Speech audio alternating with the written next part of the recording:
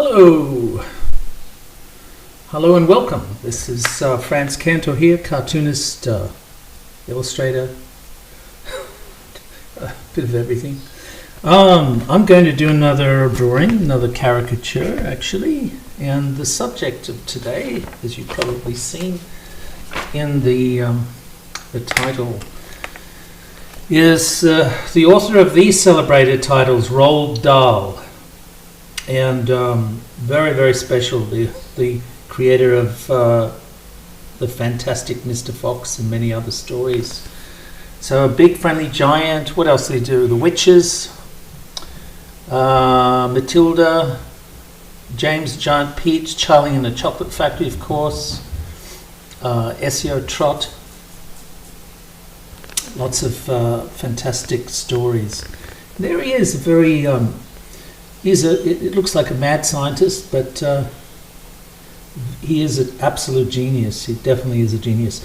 I'm going to be working roughly from this photograph, so I quite like this three-quarter view, and I think I can get some nice, interesting shapes in there. That looks like a plane in the background, B-52 or something. So here he is in the red cardigan. Very interesting man, very, very interesting man. A great mind. You can tell with the, the amount of line work that's going on above his eyes. But we'll talk more about that later. So he was born in 1916 and passed away in 1990. He's a novelist, short story writer, poet, screenwriter, and he was a fighter pilot. Oh, that's why the plane was in there. He sold at this stage there. He sold more than 250 million copies of his books. So again, James the Giant Peach, Charlie Chocolate Factory, Fantastic Mr. Fox, Big Friendly Giant, Witches, Matilda. So most of these have been turned into films. He's had adult stories as well, of course, the Tales of the Unexpected. So he's got like a really good take on fantasy and what scares us, and he's what you call, he's not really he is a children's writer. He's more just a writer of fantasy, but more of like with a dark bent, definitely a dark tone. So there's a little bit of a, an interest in there for everybody, I think. The photograph that I'm going to be working from is a three-quarter view, and I've just done a little thumbnail sketch, and I've taken the opportunity to take that up into the paper, the brown paper, the grey paper. So I've transferred it just very roughly underneath. But I just want to have a quick talk about the shape. So it's kind of a violin shape almost, this head. I like this heavy, big forehead and small area around the nose, but quite a nice sized bulb of the nose itself, but kind of overshadowed by the head, and then obviously the determined chin that pops out underneath. So that's my thought for this shape. Lighting wise, it's going to be pretty much very even, except maybe a slight, because there's an outside view, so it's going to be overhead, probably slightly favored to the right, which means that the shadows are going to be darker on the left-hand side of the form. Other than that, of course, we're focusing in this area here, which is I can do this justice, I don't know.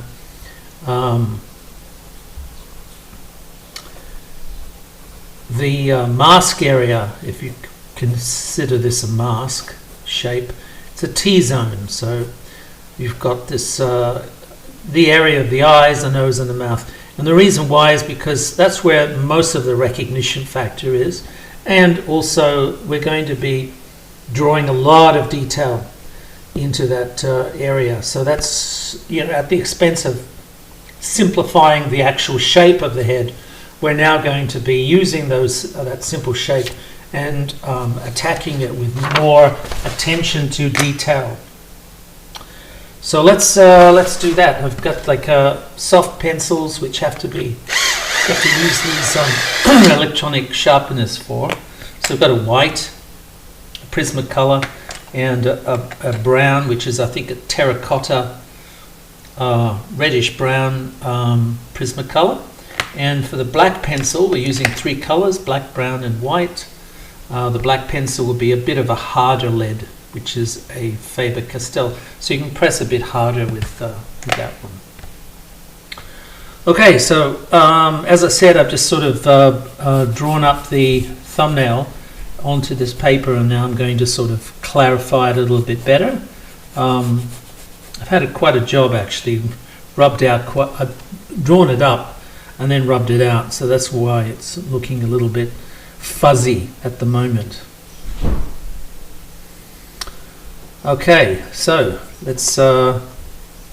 You probably, like me, I have a collection of his books. I haven't had a chance, unfortunately, to read anything, but that's nothing new for me because I haven't read any books for a while. It's a bit of a shame. I wish I had more time to do that. It would be nice. Anyway, apart from that, I have seen his films. I saw one last night actually, a newer version of Witches, sort of an updated version of Witches. It's a very dark tale. It's much darker than the 90s, the film in the 90s. And obviously got, bigger and grander special effects, which I think are kind of, I don't know, depends on how you feel about special effects. Sometimes they can get a little bit overwhelming. And I think that's what's happened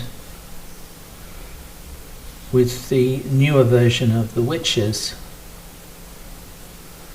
Got some beautiful, I'm going to have some good fun drawing these folds and wrinkles in his face, around his eyes. Very, very intuitive, and writers have to study a lot, people, history, events, to try to build like a world that rings true when you read it, because if it doesn't ring true, you're taken out of the story, you're taken out of the moment, and that's really a shame. You can see underneath the cheekbones as well, which is good. So there's a little bit of reference to the skull. So that's this area here. So you've got the orbit where the eyeball sits, and there's a whole bunch of muscles and tissue over there. And usually the cheekbone is quite close to the surface of the skin.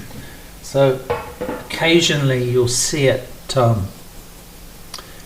pronounced as usually in the shadows, like creating a shadow. Yeah, that's what I meant to say.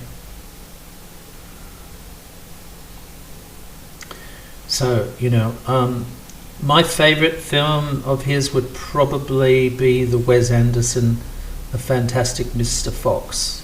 Although I was partial to James and the Giant Peach, I just didn't like the live action component. I preferred because I don't. It doesn't really thrill me, that sort of live action, then suddenly animation. I think it should probably be one thing or the other. But that's just my opinion. It's something that this goes back to You know, a lot of stories, a lot of films are presented like that, aren't they? You know, they kind of take the easy road out of doing a live action, and then the animation, the fantasy world is then presented as CGI or something like that. And I just think it's, you know, for me personally, and as I said, this is just a personal thing. It's not something that I like particularly. I like to remain in the moment, remain in the story more. With you know, with animation, you can definitely do that. I just think that they should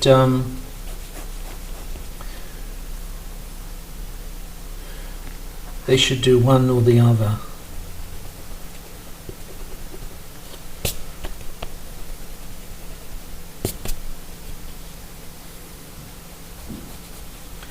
You know, but then a lot of films do that.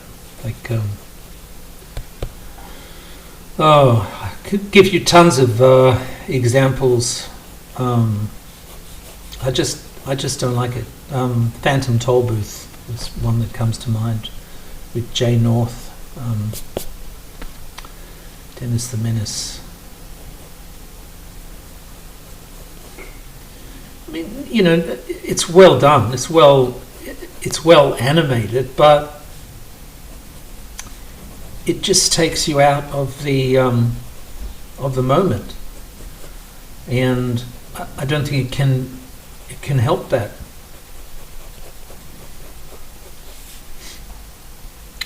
So he's you know, as I said, Fantastic Mr. Fox is all animation and stop motion, old school, not the new slick Leica type of stop motion. You know, you can actually, the fur moves, flickers, so there's a little bit of the old school, the old way of doing stop motion animation, which is fun. I don't think it's distracting at all. I find it quite organic and natural. So it reminds you of you know, some of the films from your childhood, like the Christmas films that were stop motion. So there's a really interesting lacework of lines here. So many lines, it's scary to count. I won't count them. Don't worry. I might get the number wrong. So it's just gonna be an impression. So I don't have time to sort of map it out exactly. I'm just sort of using my imagination to get a sort of a rough impression of the number of lines. Oh, I love that expression. Love that expression. It's really like you know, a wizard's brow. Look at this crazy windswept hair, which is a lot of fun.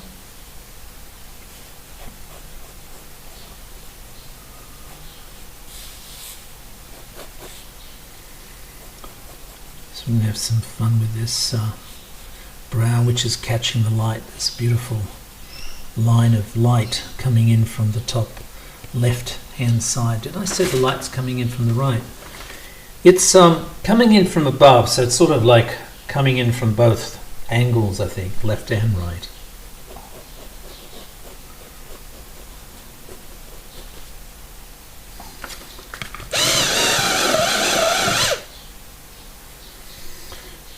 So here we go with some more minute detail.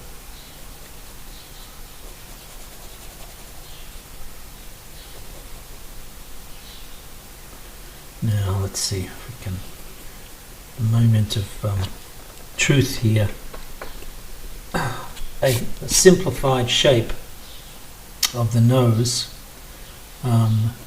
Does it destroy the architecture of the form of the nose? Well, remains to be seen.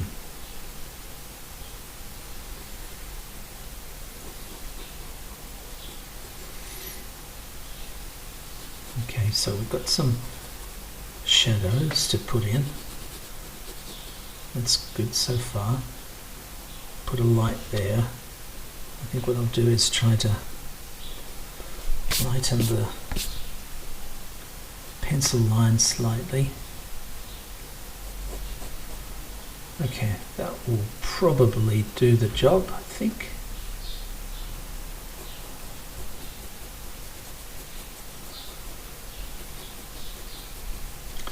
So I wonder what your favourite tale is of Roald Dahl's. They're very. He's incredibly. He's incredibly prolific. Recently, they've had like a. His works available in a new printing, the whole library of his works, and managed to secure a set of paperbacks. So it's nothing exorbitant. I haven't gone overboard, but not that I could. But the the number of works, and definitely the number of works that have either been turned into films or series or about to be, incredible. And that's really a testament to his genius. Is able to spin a tale that can transcend the years.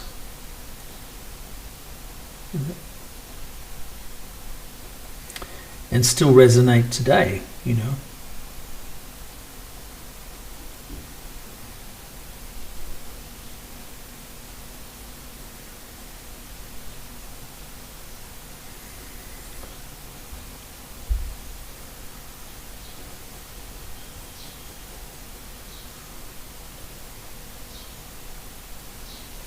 Just slowing down a little bit over here. So I'm referring back to the photo and getting more information.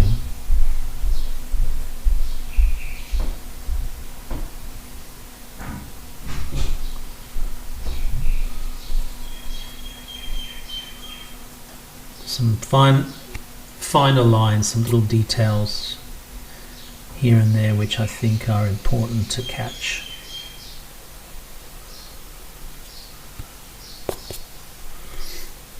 Okay, here we go. Now I've moved things around quite a bit here because I wanted this incredible scoop shape. I thought that'd be really fun to do, and hopefully get the semblance, the recognizable elements of his expression and personality. There's also a nice photograph, this one here. We've got a bit of side light coming in, quite like that intensity, so I might refer to that as well. So basically it's not common, but it's nice to be able to refer to more than one photograph if you can at all. Changing the perspective of his mouth.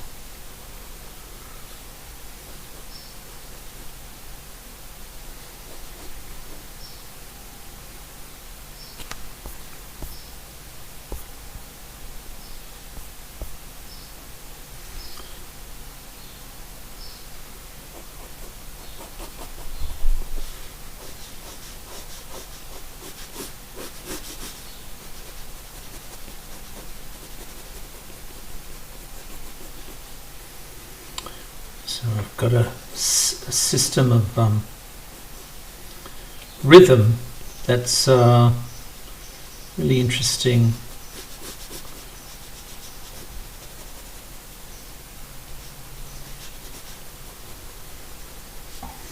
What it means is there are these muscles, lines that come down, they favour the directional pushing and pulling of the tissues and tendons and muscles around the features. So there's incredible lace work underneath the skin of muscles, and basically, like referencing the mask idea of the eyes, the nose, and the mouth, there is a lot of muscles and continuous wrinkles and lines that are created by muscles, which flow in a system of rhythm around the face, around those features. Okay, so I'm going to put this sou'wester on him, this whatever this is, this anorak, and I quite like that shape, but I don't like the angle, so I'm changing that.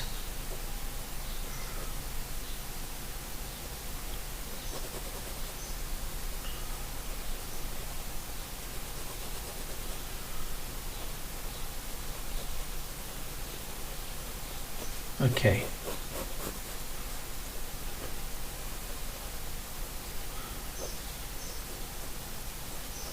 That would do for that, I think. Got the collar coming down. Just going to simplify.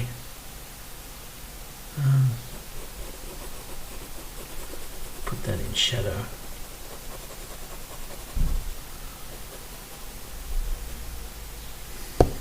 That's the opposite.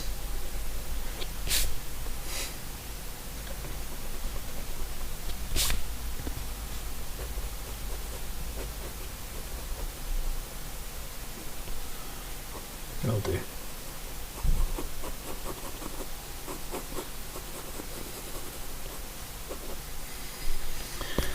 Right. Let's edit this. Flip it. Get the done. There's a little bit of reference there. So whenever possible, I like to refer back to something that I can pull details out of if I can, if I so wish. So this is like going to be a little caricature in itself of a fox. Very beautiful animals. Not nice for farmers, probably. People with chickens and rabbits, but well, you wouldn't farm rabbits, but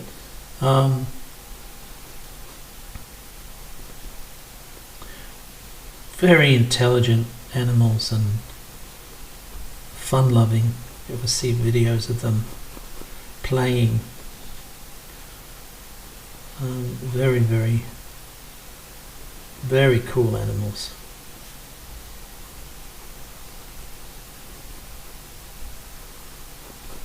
Right.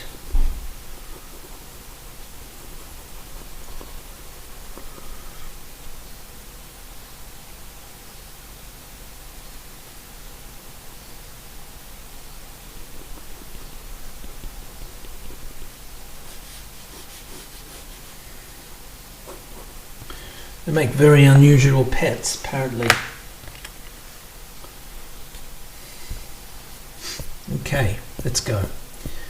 Right, now I've established a bit of form, I'm going to be hitting it with some contrast. So I'm going to be looking at building that up with a white pencil and the black pencil.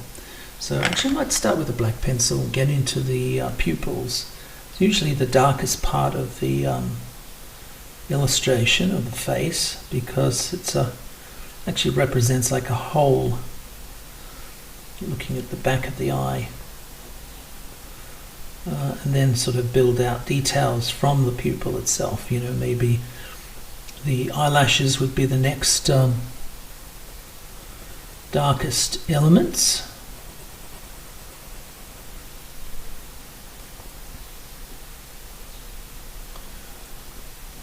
And the details around the eye, the folds of skin.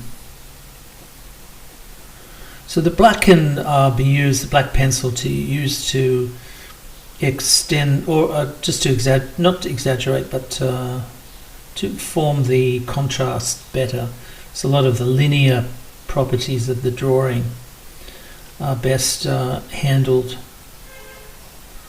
with the clarity, like a sharper view, a sharper point. And this sort of clarifies a lot of that brown form. So you're still using the warmth of the colour of the red, the browny red underneath. So it's got like a skin feel, like a skin tone, Let's get some beautiful folds here. Okay.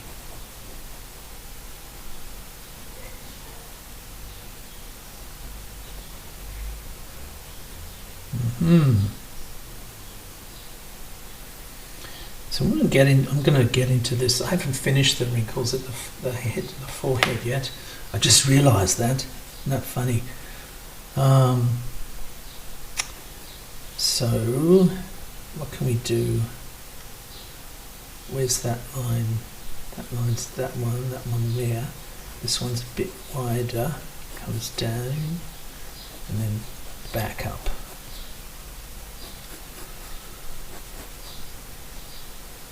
And then breaks at the sides.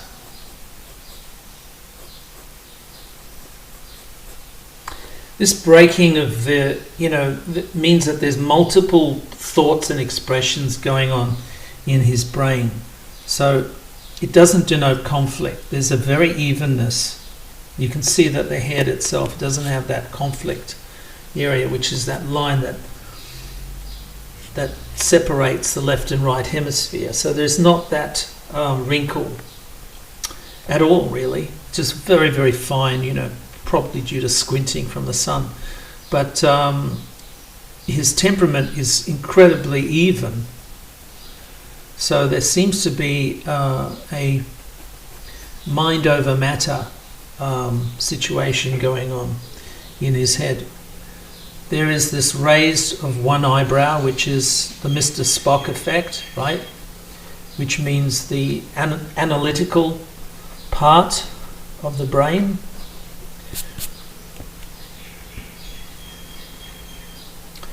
And there's sort of a dialogue, if you will, between the left and the right hemisphere, and there is a constant questioning and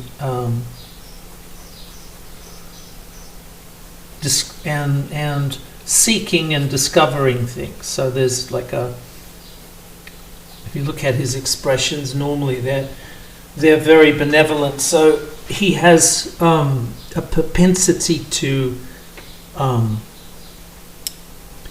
really analyze things in a very compassionate form, very compassionate way. So that's what I'm detecting from these lines. Again, this is my opinion, but this is, based on known variables, known things about, not about him, but about, expressions, reading human faces. So these muscles here and all of these tissues around the face that create these micro expressions and wrinkles are due to our ability to communicate with our face. So the same amount of muscles as in, say, a monkey skull or a monkey head, same amount of muscles, same amount of tissue, right? Different use. Monkeys don't communicate with their face. They probably have fear and anger, and that's it.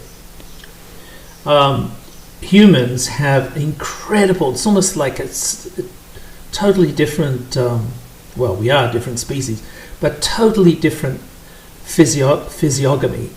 The muscles are used for the normal things like eating and, you know, shielding the eyes, etc. But micro communications. So there's an infinite variety of subtlety with the human face. And that's what I find really exciting. So when I do a caricature like this, it's almost like a journey, you know, a journey into the imagination, a journey into the face. So I find that really exciting, actually. The ability to study someone's features to this extent, you know, which, I mean, admittedly, you could do this in a portrait, but I think because you're changing the goalposts, if you will, the position of elements in the face for a caricature, you're exaggerating things, which means you're blowing elements out of proportion. You're really sort of zeroing in on a lot of these micro expressions and forms, and you have time to really think about what they mean, because everything has a reason, right? All of these shapes, they all have a reason for being there. If you think about it, that's quite an exciting concept.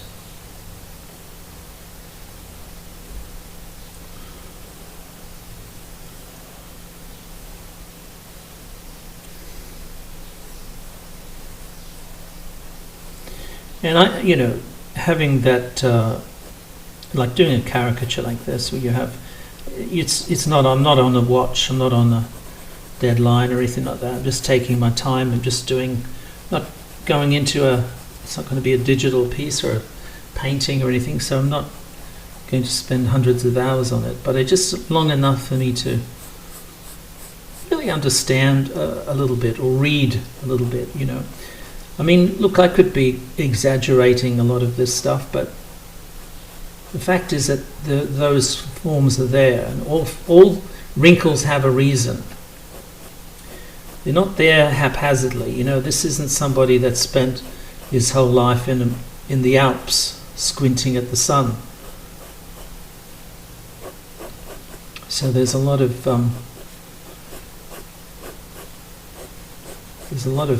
emotional and intellectual activity going on.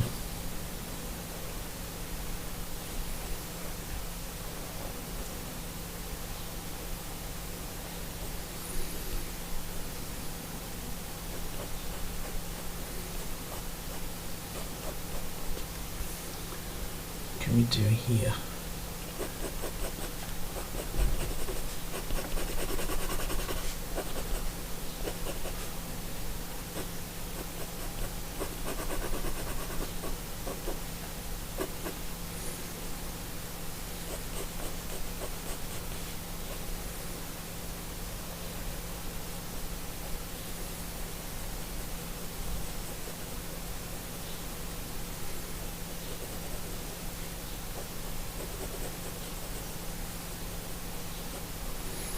You really have a mark of a good writer, I guess, is like having memorable characters, and he really does that, you know, and to an incredible extent. So no character is two-dimensional. Even like watching the Witches, the new version of the Witches last night, it was really exciting to see the characters develop, you know, and they have their own reasons and for their actions, etc. But they're in very detailed character building, and you fall in love with them. Even the witch, you know, even the Grand High Witch. So there's a lot of Really good, very interesting character development. And I think also the actress did a better job than the 90s film. Although the film itself, I think, the 90s film is probably a little bit more enjoyable, perhaps, arguably, you could say.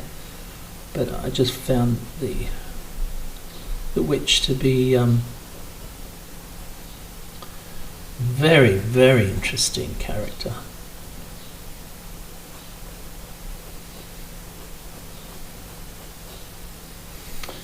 The characters that he creates, like, they all have, their own authenticity. They all have their own authenticity. They're all believable, They all have their own reason, and it's incredibly powerful, and I think a validation to his ability to catch those details.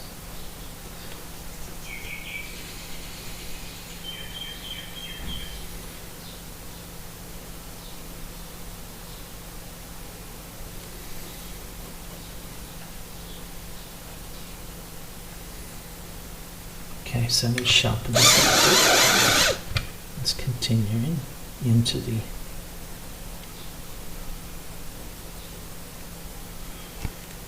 the eyes.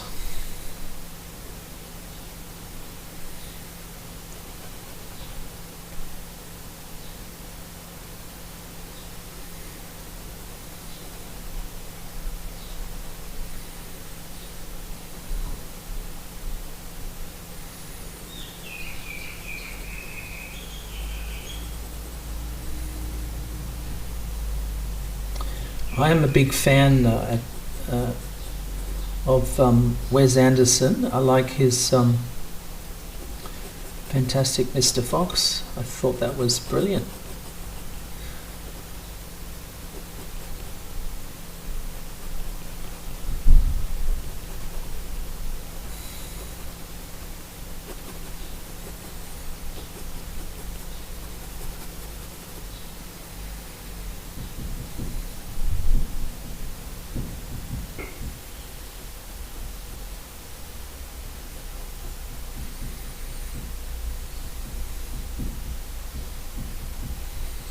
Let's do a caricature again of Wes Anderson. I think before that, though, I might do Stanley Kubrick. Another very, very interesting director.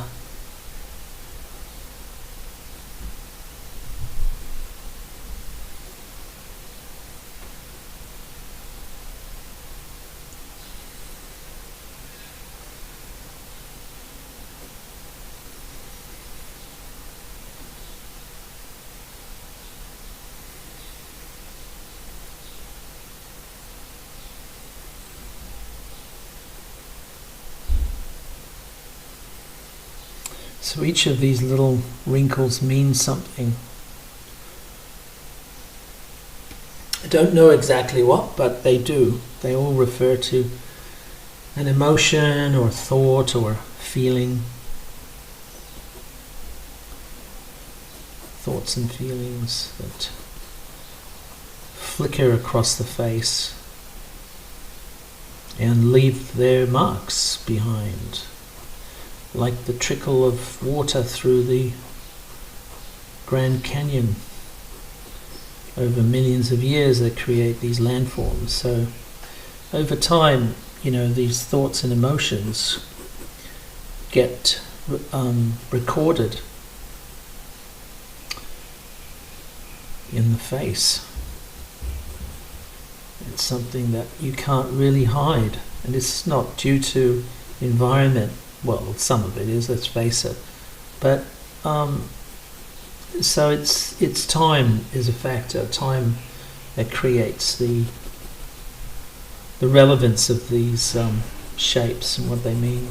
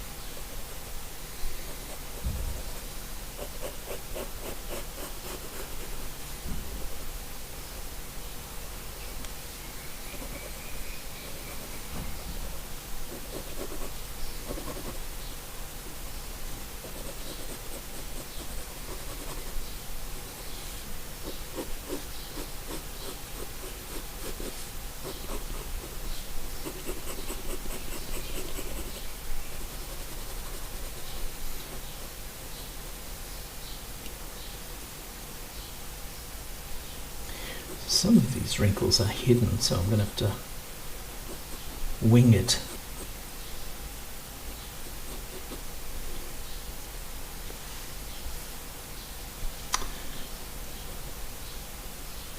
So I've changed the position of the mouth and the perspective a little bit. So hopefully it will still look like him. I did that just out of mischief, really. I love that, the general shape, the simplicity of this, the novelty of that shape. So, and that's altered the realism, I guess, or the proportions of the face itself. But I quite like the result. So it may affect the likeness. It might adversely affect the likeness. Hopefully it won't. We'll see.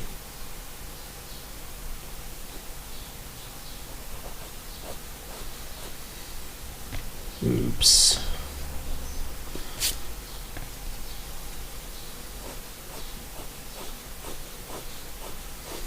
That mistake I just made was because there's a general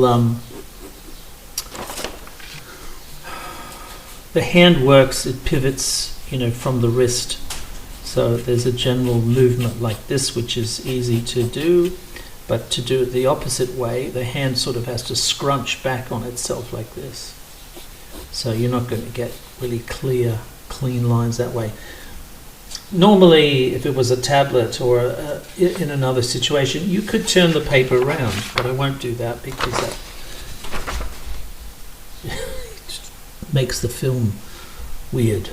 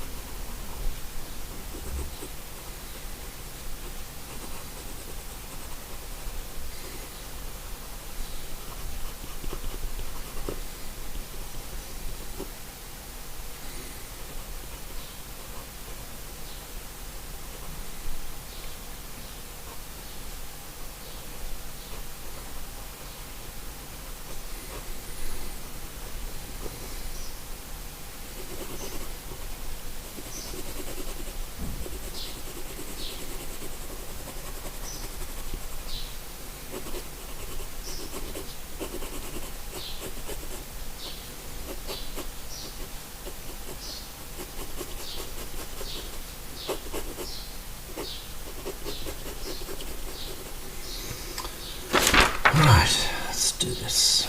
Clean this up a little bit here. Down there. See how the black pencil can qualify the line work of the brown pencil. Just makes it a little bit clearer.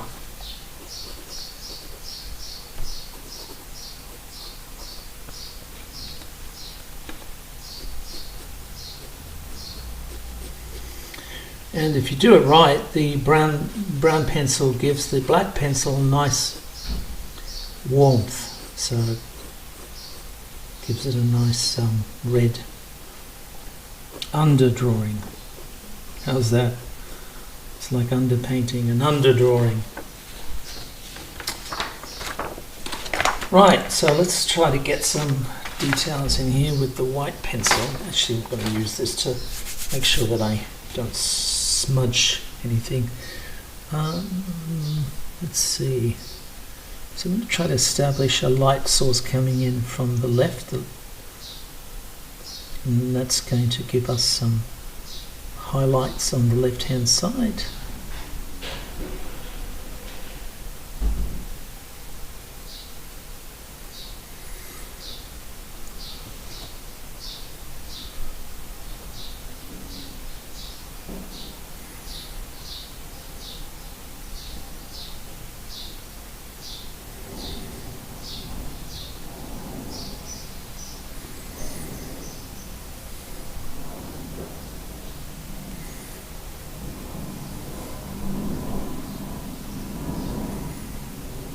We'll get a white pen in a moment and punch out some of these highlights a little bit better. But it's giving us a nice three-dimensional effect, I think. This is good fun. Put a shine in his nose. Build up the highlight a little bit.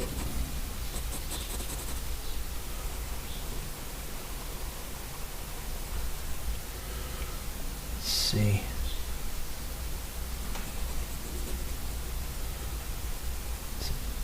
That's the bone part of the nose. It's where this part joins to the grizzle, the sinew, I don't know what it's called, that part that forms the soft bone. Sounds like a fish, doesn't it? The soft bony part.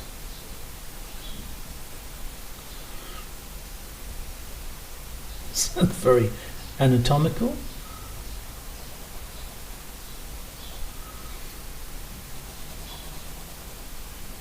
So I don't bother learning all the names of forms of the body, the anatomical names, but I used to, but I've just forgotten. I think as long as you know that it's there and you know what to look for, it should be enough. So I know it visually.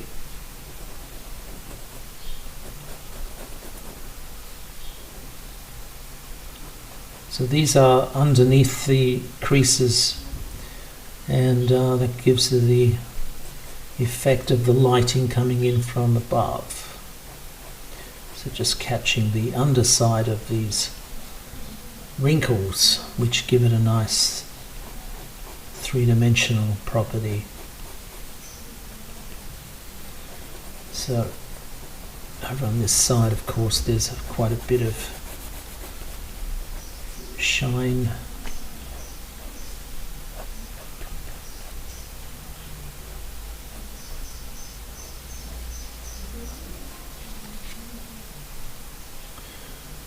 Okay.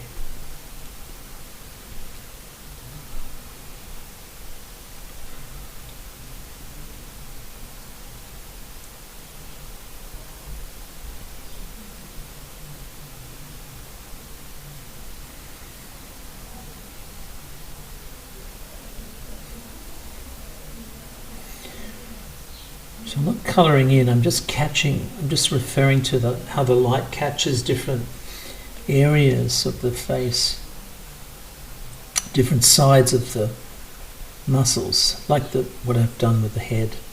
It's the same process, so it's working all the way down to refer to the way it's lit.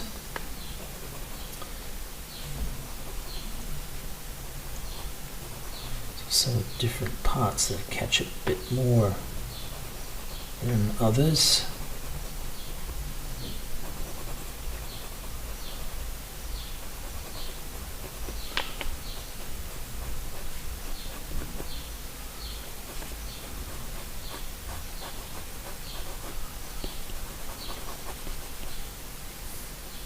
Okay.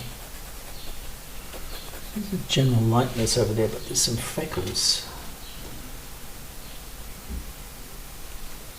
I think we should, or age spots, whatever they are, we should refer to them.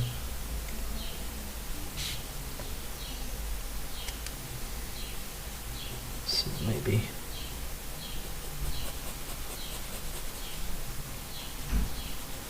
build this up a bit more.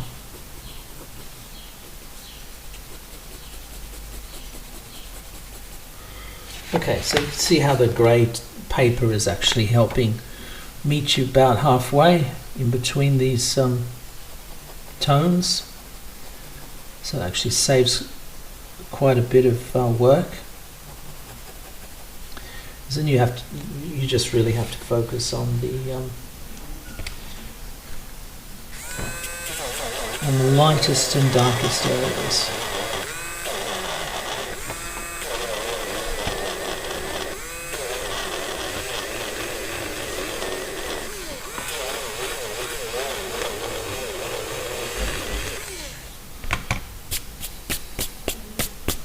Don't really need to do that, I just thought it'd be kind of nice to clean it up a little bit. Okay, here we go. The white pen I mentioned before is going to give us the ability to create a bit of extreme light in various parts. So it's a paint pen, so you've got to mix it with the little ball bearing inside.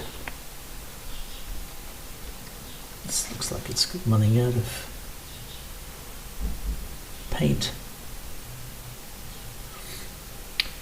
So I'm just really helping the white pencil by just establishing a little bit stronger elements to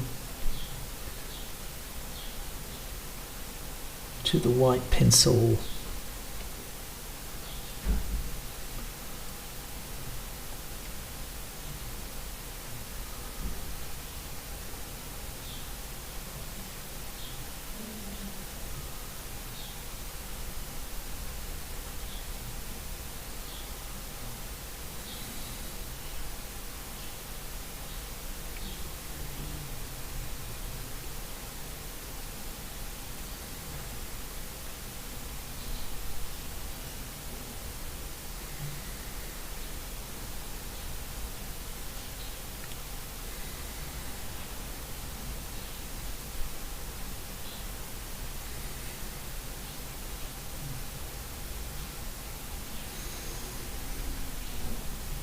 Gone overboard with that highlight there.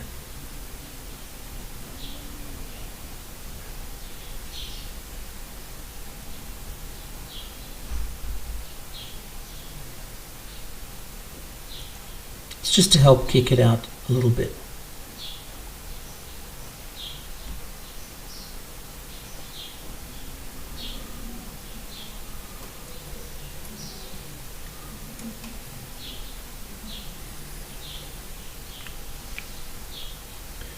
Probably enough for the moment. Let's see what we can do with some more white.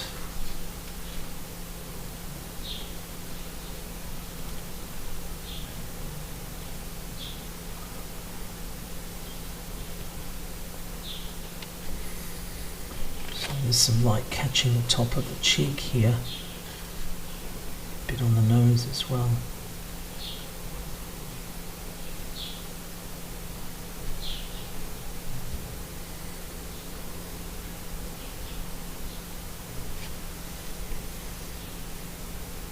Okay.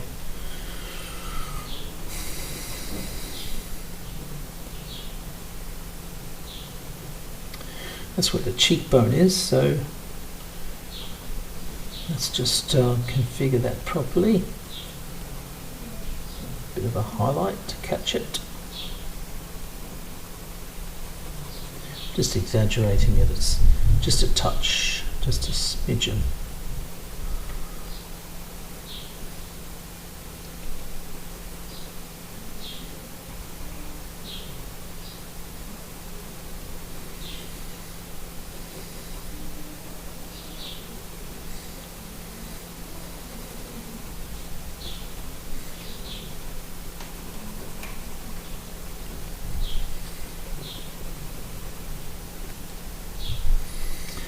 So far, so good.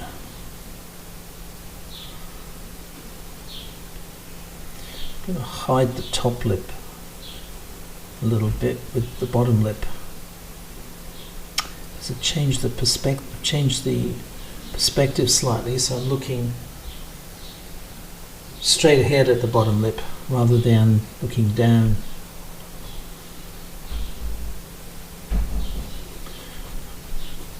And the reason why I did that was to keep that angle which I thought would be fun to keep. I'm going to try to keep it that way if I can.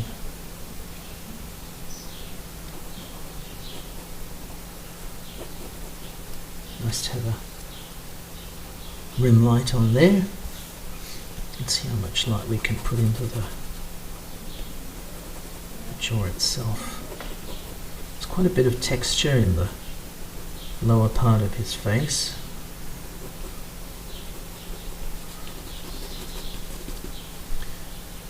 But because it's outside of the mouth area, I need to sort of simplify it a bit so it doesn't sort of get in the way of the area that we want to sort of pay attention, which is the eyes, nose, and the mouth.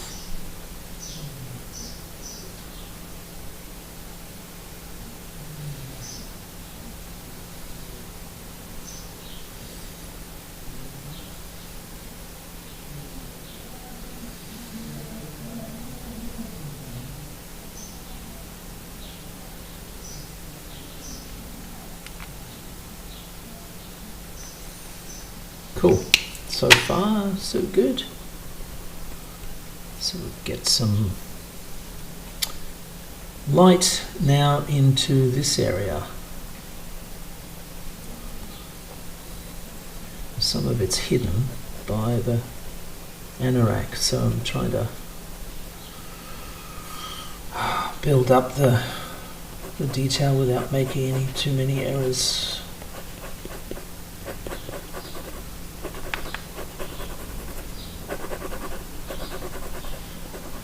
To that with a white pen, probably a brush pen in a moment, just to fix that up a little bit. Also there's the light forming on the collar.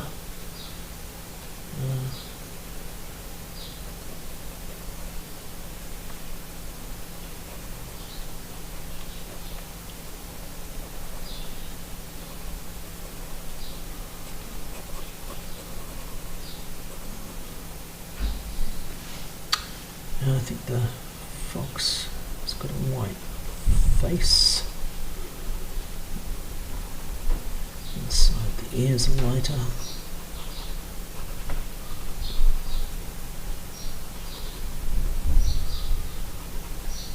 Yeah.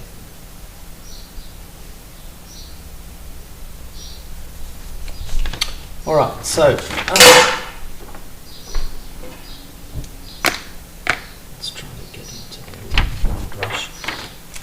it's another Posca marker. It's a white brush, so basically pump it at the back end, draw the pigment out, that wets the bristles, and then you can paint. And because it's a brush, you can feather it, and it gets it's very good at thick and thin approach.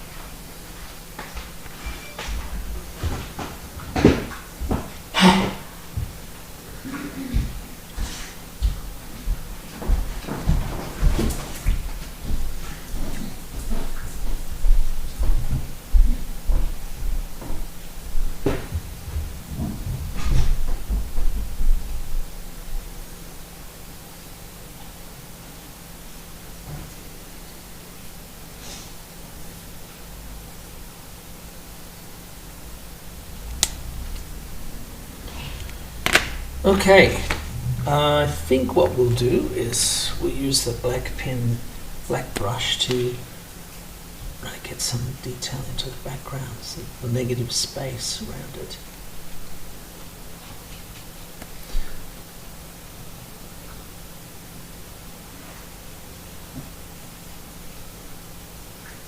This is really only possible with this implement. Try and thicken out the lines a little bit here and there. So it's the same way of, the white pen helping the pencil, the white pencil. This black brush will help with the black pencil. It's quite opaque, but the pencil, I mean, but not as opaque as this ink.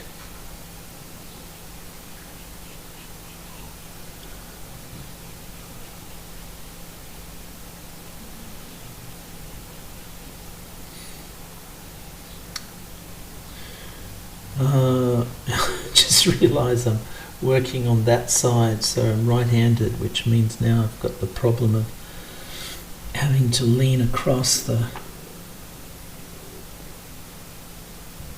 artwork. Last time I did that, I smudged it terribly. Hopefully won't do that this time.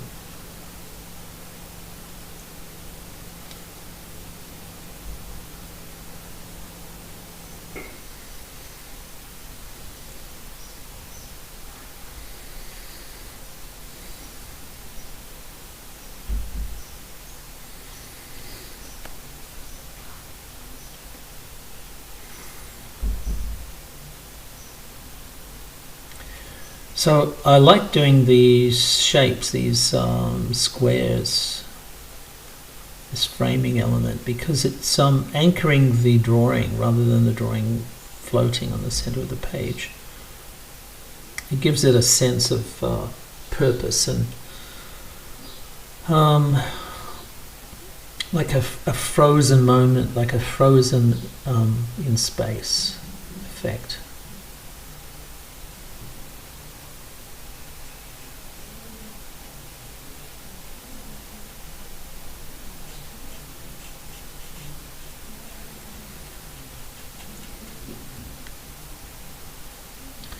Helps establish a balance.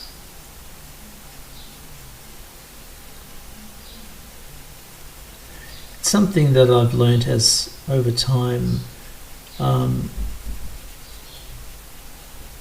especially like working in spot illustrations and newspapers and things. They give you an area, but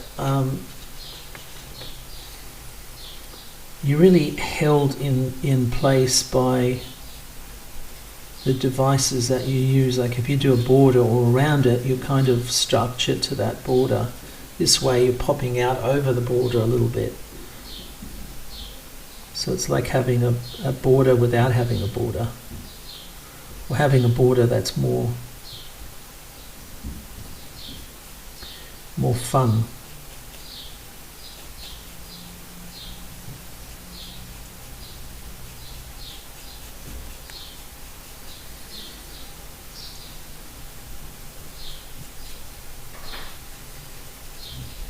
So I'm just going to cut in with this, and then I'll use a black Posca probably to fill in a lot of the elements.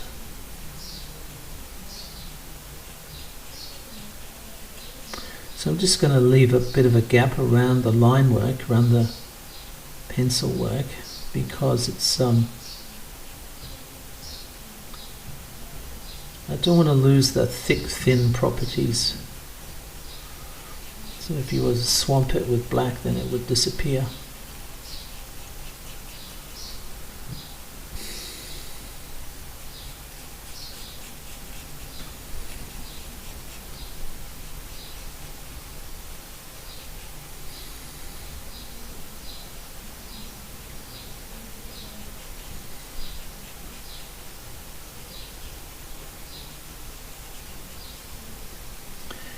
characters are really, Roald Dahl's characters are brilliant, brilliantly constructed, very deep, very intricately woven, and their motivations and interactions with each other are very, very strong and well thought out. Very exciting. A very exciting man, I think, overall.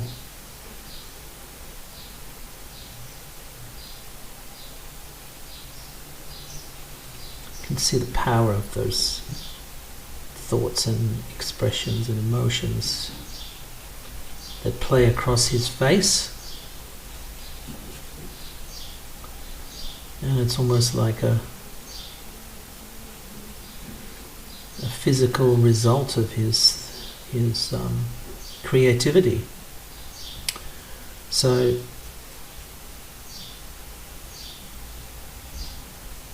his face shows the depth of his creativity.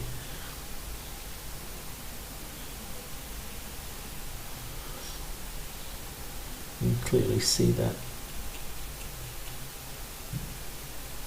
Fascinating.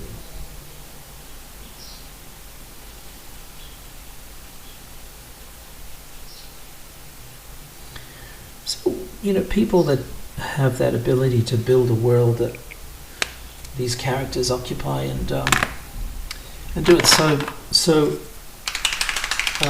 convincingly.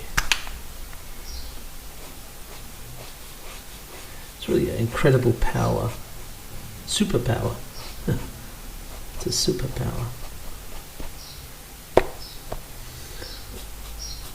This is a black Posca, a thick one. The beauty of this stuff is that it's quite black and it doesn't go through the page, so you can rest assured that there's no bleeding through the other side. That's going to dry quite nicely and nice and flat, so there's no problem with that. Let's finish off.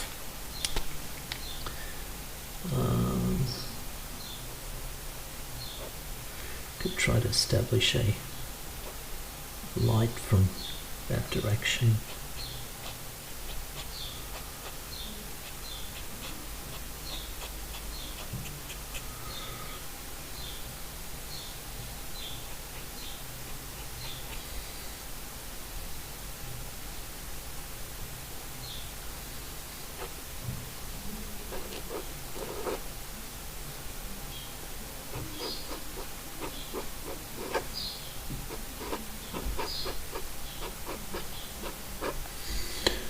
Right, here we go.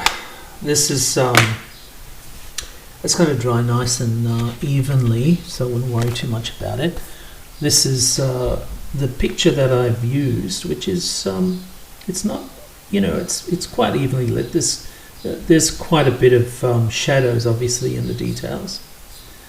I was going to actually bring in some of the highlights from this one, but I thought, it would be an extra 15-20 minutes to do that, because there's quite a balancing act, because there is light coming in from the left, and that means that there's going to be a shadow line and then light coming in from the right. So I thought probably best not to do that in this illustration. But I kind of I love this shape that I've managed to stick to. Certain elements of his face I think I've retained. It's quite a interesting balancing act, isn't it, really? So this is Roald Dahl and the genius, the man, and this is my version of Roald Dahl. And this is Frantz Kantor saying to you, I will catch you on the flip side. Bye-bye.